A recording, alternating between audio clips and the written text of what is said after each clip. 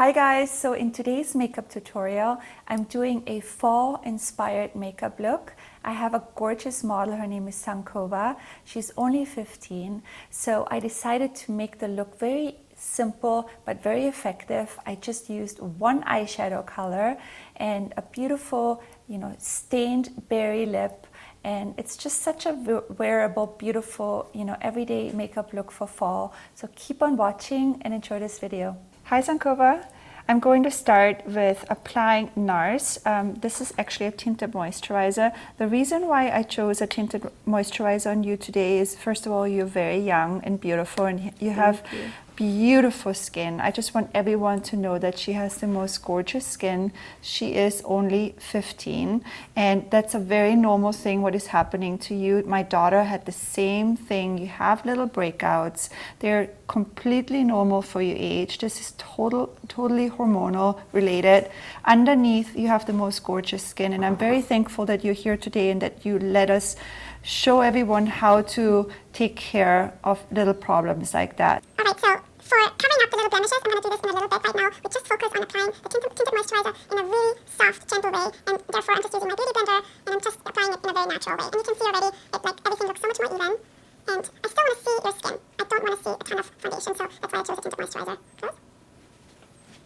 So after applying the tinted moisturizer, I'm going to show you how to tackle the little blemishes. Again, a lot of people who do have blemishes, they think they have to cover their entire face with tons of foundation and they think that way they can cover a blemish. It's actually usually underneath there's always really beautiful skin. You really just want to tackle the blemishes, by itself, and we call that pinpoint concealing. And therefore, I like doing that after applying foundation or tinted moisturizer, whatever you're using. And my favorite product for that is the Secret Camouflage by Mercier. I have mine in a little palette.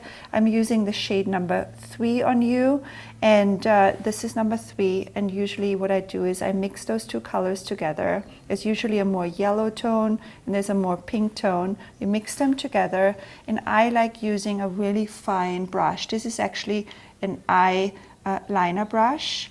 This one here is by Real Techniques, and the reason why is because I can really, go directly on the area I want to have covered. So, and this is called pinpointing. You go directly on the area, you press the product onto the blemish, and then you see you're left with the concealer. Now you really want to blend that. You can then go in with a different brush. This is another eye brush by Real Techniques. You can buff it into the skin, or you can use your finger. I like using my finger because that way you can warm up the product and it melts into your skin that way. Right, so we're gonna start on this side. This side is a little bit more of a breakout than the other one. It's also a little bit more raised. That is sometimes a little bit harder. You can cover it, but in photographs, it's a little bit harder to cover. So I'm doing basically the same thing on that side. I'm pinpointing each individual area, and you just have to take your time in this process.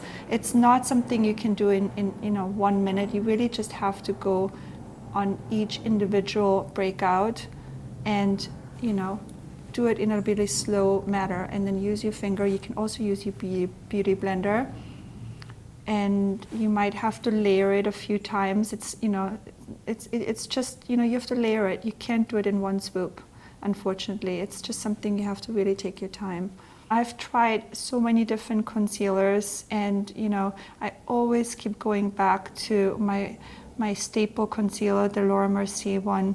The reason why I like this one so much, it doesn't move. Once it's on your skin and you blend it, it doesn't slip around. And a lot of concealers are almost a little bit too creamy, and they don't have the same effect and they don't have the same staying power. So I really, really always go back to the same Laura Mercier Secret Camouflage. Right, so we finished a pinpoint concealing. I'm gonna also put a little bit of concealer underneath your eyes. Again, you're so young, you really don't need a lot of concealing. So that's why I chose this glossy concealer. It's the stretch concealer. It's really light, and I just, you know, wanna get rid of a little bit that darkness underneath your eye. Just a swoop of concealer. You can even use your hands or your fingers. And I'm using this little fluffy brush here by It Cosmetics. And I'm also putting a little bit of that concealer on your eyes.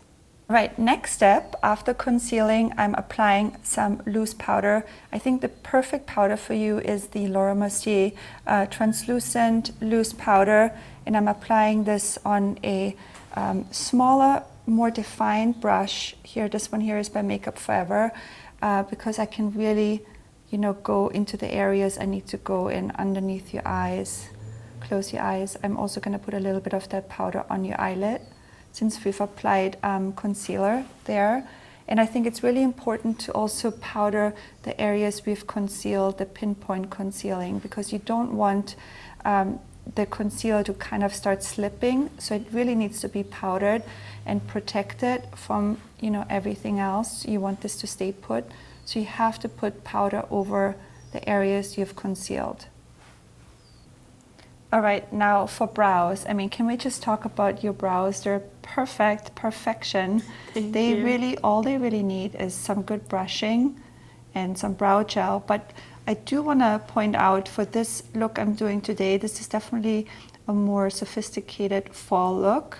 And since everything is quite simple, I think this look could really carry a nice brow. So if you don't have these kind of beautiful, perfect looking brows, you should definitely, you know, fill them in. But on you today, we're just going to use a little bit of this brow gel here by Benefit and give them a little bit of a swoop of this gel, and that's it.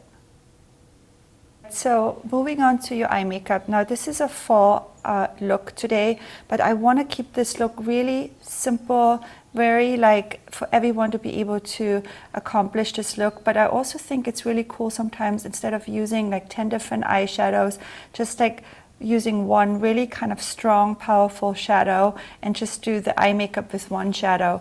Now I'm going to show you some examples. I really like this Anastasia palette, and I think there's so many great like fall colors in there. You can do, you know, anything from this kind of reddish brown to anything of the pink. Or I really also like, if you want a little bit of a shimmer, I really like this Nars palette right here. I think one look looks really modern and sophisticated. I'm gonna go with this kind of like pinkier shade right in here. It has a tiny little bit of shimmer.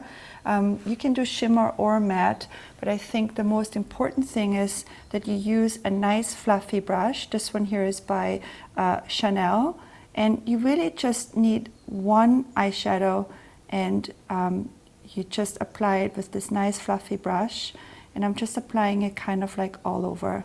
I start closer to the lash line and then I work my way upwards towards the brows, but I'm obviously not putting the color everywhere. I kind of stop in the eye crease right in here, and then afterwards you also need to go with a clean fluffy brush. You have to really make sure that you're using a clean brush afterwards, just in order to blend the colors and make it more soft and make the edges more soft. Now again, it's really important, if you're just using one eyeshadow, that you really want to deposit most of the color closer to the lash line and then work your way upwards towards the brows. And you really want to take a clean brush and blend everything as well as you can do, because you don't want to see any harsh edges. And whatever is left on the clean brush, you see, it just like has a really nice transition right there, because we're not using a transition color in the crease. So you really want to make sure that everything is really well blended. This is really it. I just really did one eyeshadow. Now, if you feel like you can't wear a red eyeshadow, you can always go, you know, with a different eyeshadow. It doesn't have to be that exact color. I just think that that's a little bit more, you know, modern looking and more editorial looking for you. But you can always go in, if you feel like you need a little bit of an eyeliner or like a little thin line, you can always go in and just add that to that eye makeup look.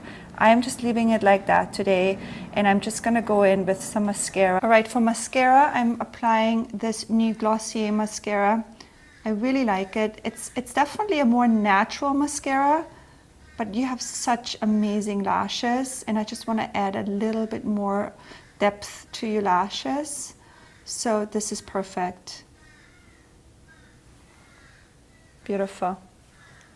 And I'm also gonna apply a little bit, open up, of the mascara on the lower lashes.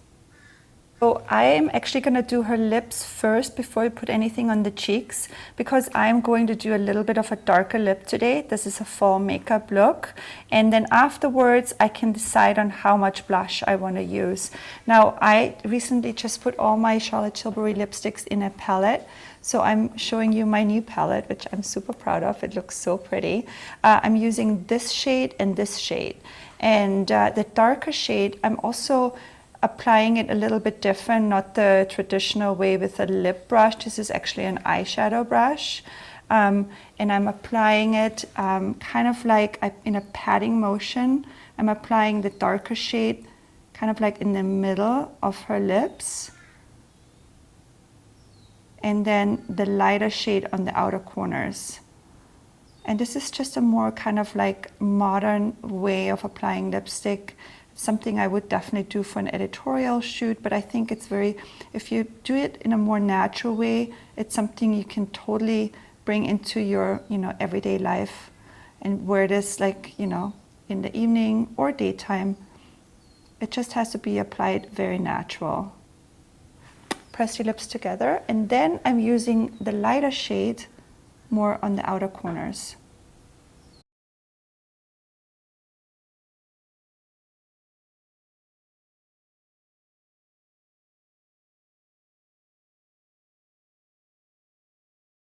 So for your blush, again, we did your lips first because, you know, you can go very quickly clownish with too much blush. So it's really important to kind of do that step at the very end. And I kind of want the makeup to all sort of tie into each other. I chose this kind of matte blush by Nars called Gina. It doesn't have any shimmer in it, and it's just like a wash of color.